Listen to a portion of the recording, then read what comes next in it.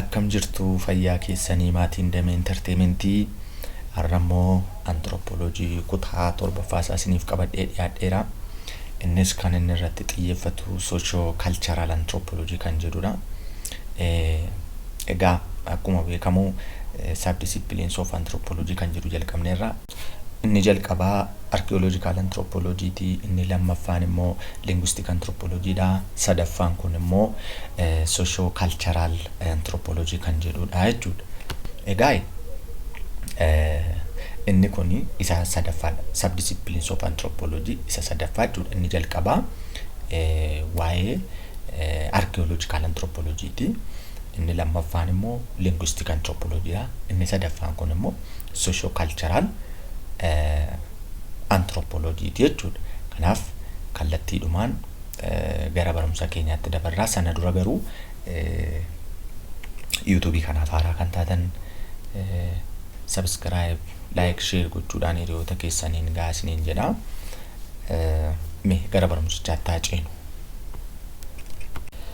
Biraanchiiwwan gurguddaa anthropologiin qabu keessaati socio cultural anthropologiin damee isa tokkodha. Akkasumas immoo socio cultural anthropology ni jennu kuni maqaa adda addaa qabaachuu danda'a.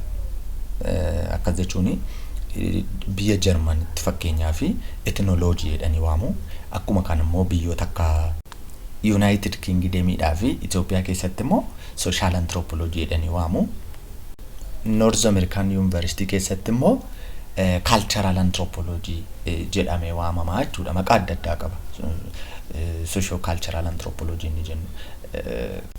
Egaa maqaan isaa akka barbaadetti waamamu iyyuu malee kan inni qoratu waa'ee maaliiti? Waa'ee hawaasaaf waa'ee aadaa isaati jechuudha. Akkasumas immoo hariiroo aadaadhaa fi hawaasa gidduu jiru kan qoratu ta'ee baay'ee bal'aa fi gadi fagoo kan ta'edha jechuudha. Subdiscipliniin kun ergaa kana jennee hawaasa jechuun immoo maali? Society ni jennu maal jechuudha? Hawaasa akkaataa jireenyaa gosa tokko qaban jechuudha. Hiika biraan qabu. Way of life isaanii tokko kan ta'e wajjiniin immoo kan jiraatan jechuudha. Hawaasa wal fakkaatuuf gosa jireenyaa tokko qabuun gabaabamatti society jennee waamna jechuudha. Kun immoo societyidhaan hawaasa wal fakkaatu wajjin jiraatu erga jennee culture immoo maal jenna? Way of life isaaniiti jechuudha, yookiin akkaataa jireenya isaaniiti. Inni kun immoo maal jedhama? Aadaa jennee waamna jechuudha. Egaa jechoota kana lamaan gargar baasuu hin dandeenyu, hawaasaa fi aadaa isa jennu kana jechuudha. Maaliif hawaasni aadaa mataasaa qaba, aadaa mataasaa uummatee aadaa isaa sana keessa jiraata. Sana booddee aadaa sanaan immoo ofii isaa ijaaraa deema. Akkas jechuun wanta itti dabalataa, wanta irraa hir'isaa deema jechuudha. Guddinni nama kamii jechuudha karaa biraa. Guddinni nama kamii aadaa isaa sana irratti hundaa'a. Society isaa sana fakkaataa jechuudha karaa biraatiin. Kun immoo aadaa tokko namatu uumaa, namatu fida. Deebi'ee immoo aadaan sun immoo namoota kana yookiin hawaasa kana sheeppii godhaa deema jechuudha. Achi keessatti fireemii aadaa sana keessatti of eegaa deema. Kanaaf aadaan dhiibbaa nama irratti qaba, namnis dhiibbaa aadaa irratti qaba. Kanaaf lamman isaanii iyyuu gargar bahanii jiraachuu hin danda'an jechuudha, aadaadhaa fi hawaasi kun jechuudha.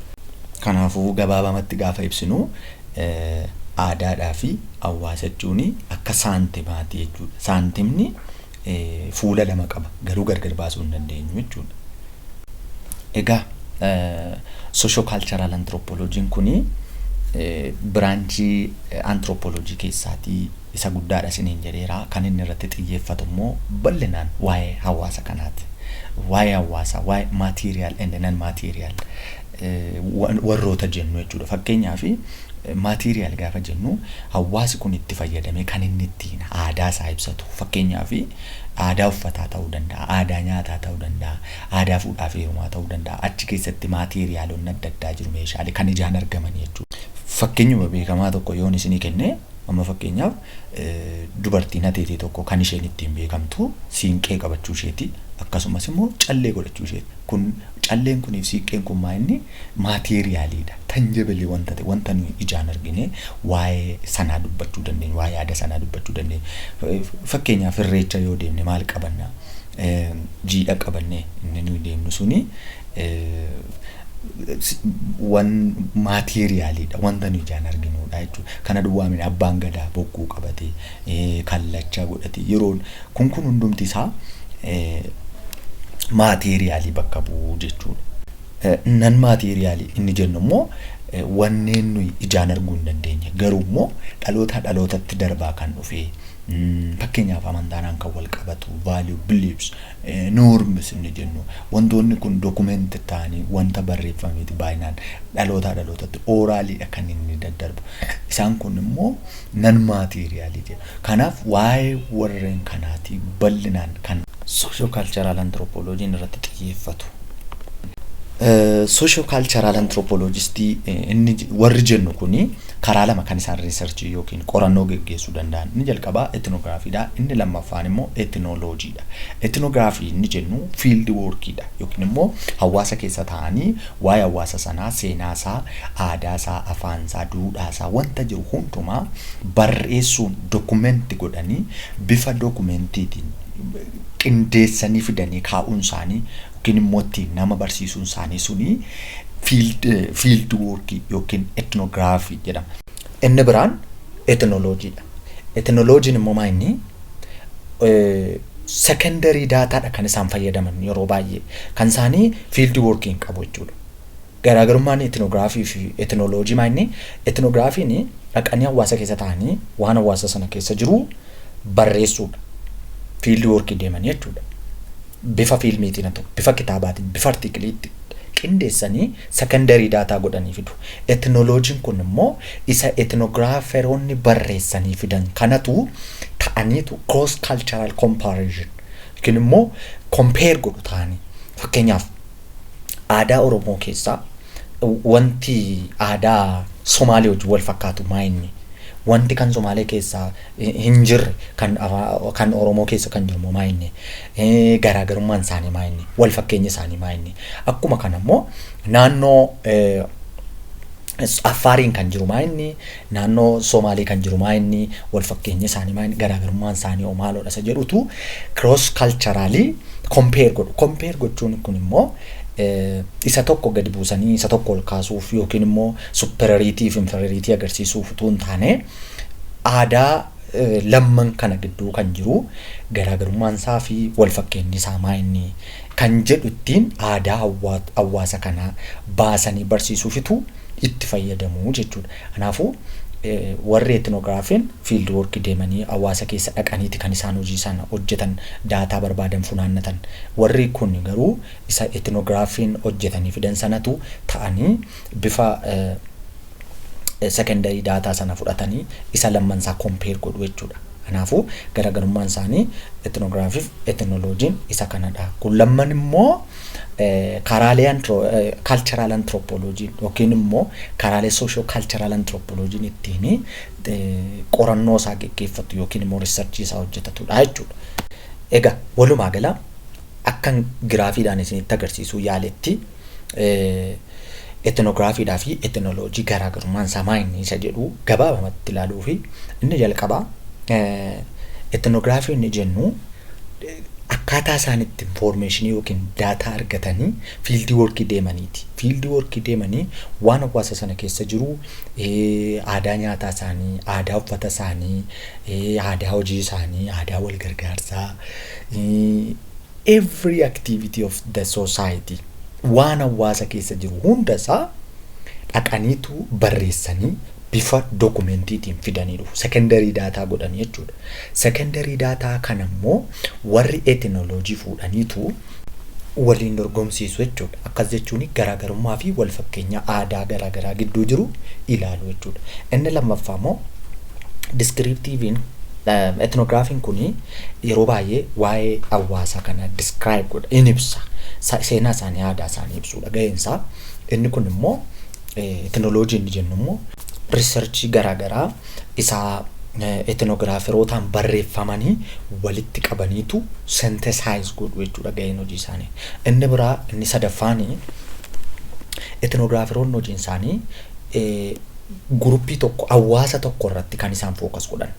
Hawaasa tokko irratti fookas godhu jechuun fakkeenyaaf hawaasa Wallaggaa jiran qayyabachuudha yoo ta'e waa'ee Wallaggaa ibsu, yoo Boorana ta'e waa'ee Booranaa ibsu, yoo Shawaadha ta'e waa'ee Shawaa ibsu, yoo Harar ta'e waa'ee Harar, yoo Jijjigaa ta'e waa'ee Jijjigaa. Kana specificidha, community sana specifically kaali ibsu jechuudha.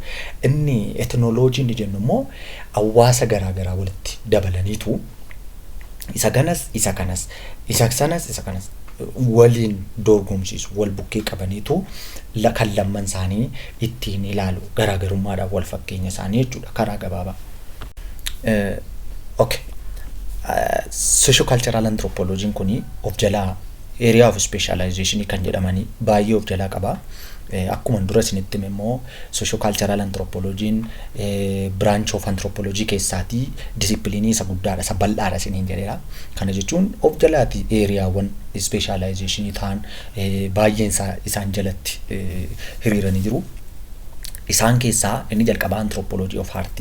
Ma anthropology of art jechuun waa'ee art irratti anthropology maal jedha waa'ee art walumaa gala kan qayyabatudha. Medical anthropology inni jennu immoo medical wajjiniin kan wal qabatu gara fayyaatiin gara healthiitiin wanta jiru kan qayyabatudha. Urban anthropology waa'ee town, waa'ee city, waa'ee megapolii wantoota magaalaadhaan wal qabatan kana kan qayyabatu. Urban anthropology isa jennudha. Economic anthropology jira waa'ee economy biyyaa kan qayyabatu. Inni biraan political anthropology, politically maal fakkaata ture dura akkamiin namni akkamiin wal bulchaa wal geggeessaa sirni ittiin hawaasni wal bulchaa ture maal fakkaata kan jedhu area of specialization kan socio-cultural anthropology jechuudha. Inni biraan immoo developmental anthropology akkamiin developmentiin akka maal fakkaata ture processiin guddinaa inni jennu akkamiin dhufe isa jedhu irratti kan xiyyeeffatudha. Anthropology of religion fakkeenyaaf akkamiin jalqabe amantiin yeroo jalqabe kan jiru anthropology of religion kan jedhu jira. Even demographic anthropology kan jedhu jira. Population waa'ee death rate, birth rate, mortality wantoota kanaan kan wal qabatanii demographic anthropology tu qayyabata. Ecological anthropology jira. Ecological jechuun immoo environmentidhaa fi hawaasi kuni hariiroo isaa waliin qabanii maal fakkaata isa jedhu kan qayyabatudha. Psychological anthropology mental processing dhalli namaa akkam ture akkamitti yaada sirni yaadi isaa maal fakkaata bakka ishuuwwan kanaan kan wal fakkaatanii kan qayyabatu. Socio-cultural anthropology jala kan jiran special area, special field jiru. Kanaafu walumaa gala warreen namman asitti maqaa isaanii dhahe kun hundi isaaniiyyuu socio-cultural anthropology jalatti special area jedhamanii kan jiranidha. Yoo department anthropology barattan fakkeenyaaf baay'inaanii medical anthropology kennuu hin danda'ama.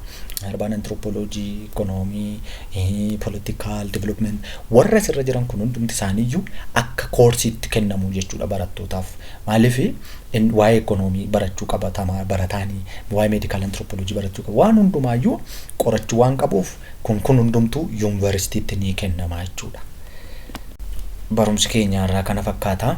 Yeroo biraa kan nuyi itti fufnu biological or physical anthropology jechuun maal jechuudha isa jedhu immoo kutaa biraatiin walitti deebina.